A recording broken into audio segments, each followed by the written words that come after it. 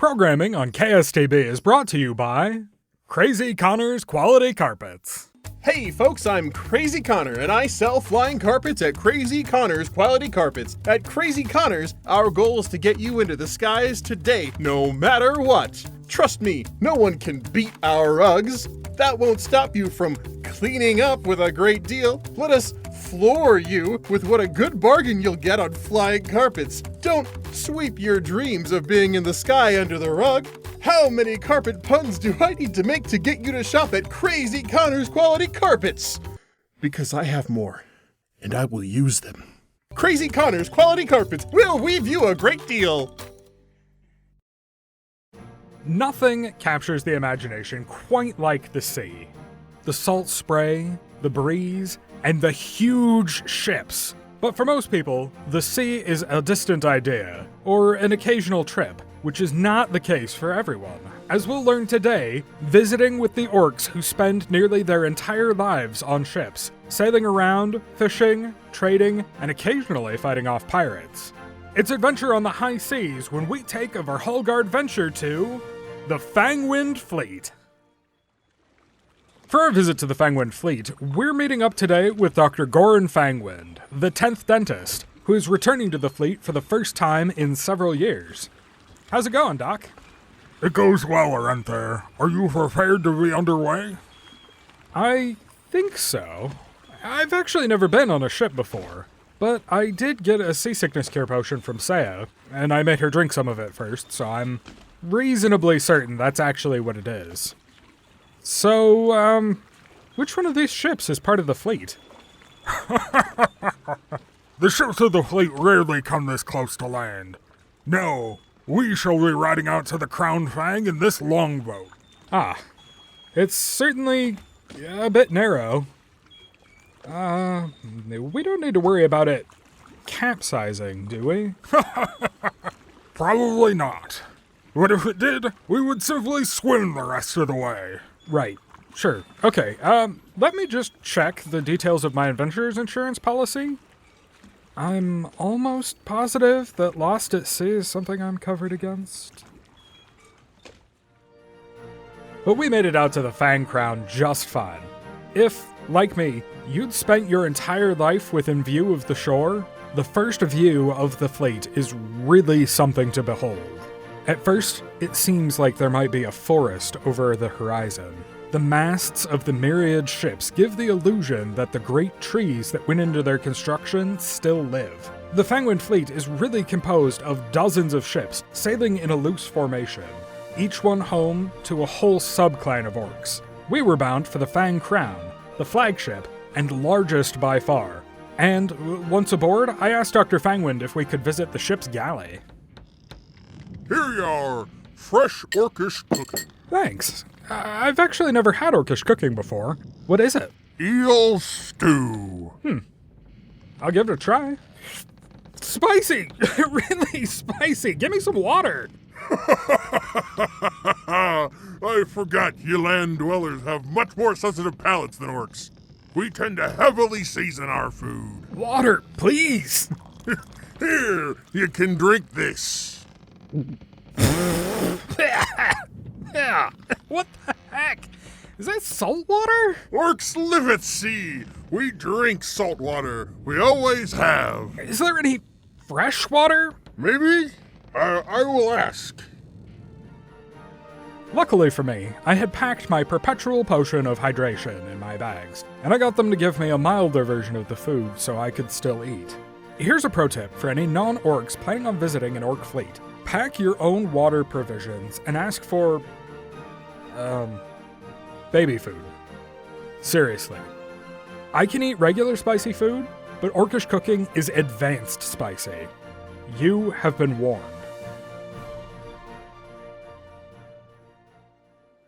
One of the most incredible things you can see when you visit an orc fleet, if you're lucky, is a pod of whales surfacing near the ships.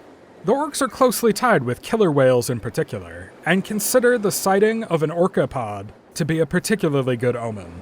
And actually, there's a pod of killer whales breaching nearby right now.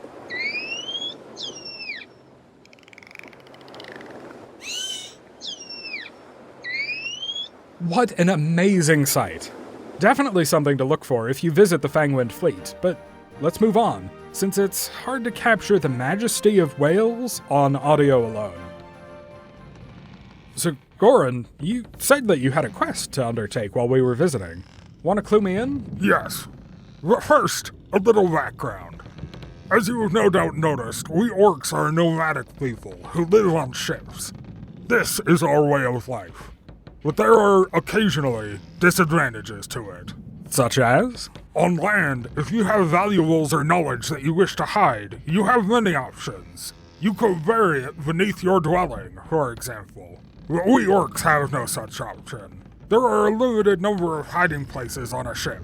So, if you have treasure, what do you do? The sea is full of many small islands. If an orc wishes to secrete something away, he goes, alone, to bury it on one such island. And to help him remember where to retrieve his valuables, he makes himself a map. Wait, really? A treasure map? And you've got one? Yes. When an orc dies, sometimes the maps are lost or hidden, and I have found one, and I believe we are near to the island that it depicts. We set out tomorrow at dawn to dig up the treasure. Okay, we're here on the island. What does the map say? Looks like 50 paces due east from an oddly shaped rock. Right. Can it be more specific? Because I see a bunch of rocks. Aha! This way. If you say so. And the treasure should be just up ahead. Great. Hold it right there, Fangwind.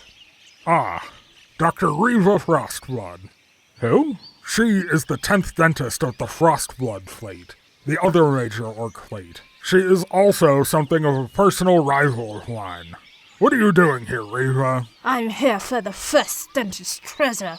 Same as you, and my friend here and I intend to take it for the Frostblood Fleet. Aye.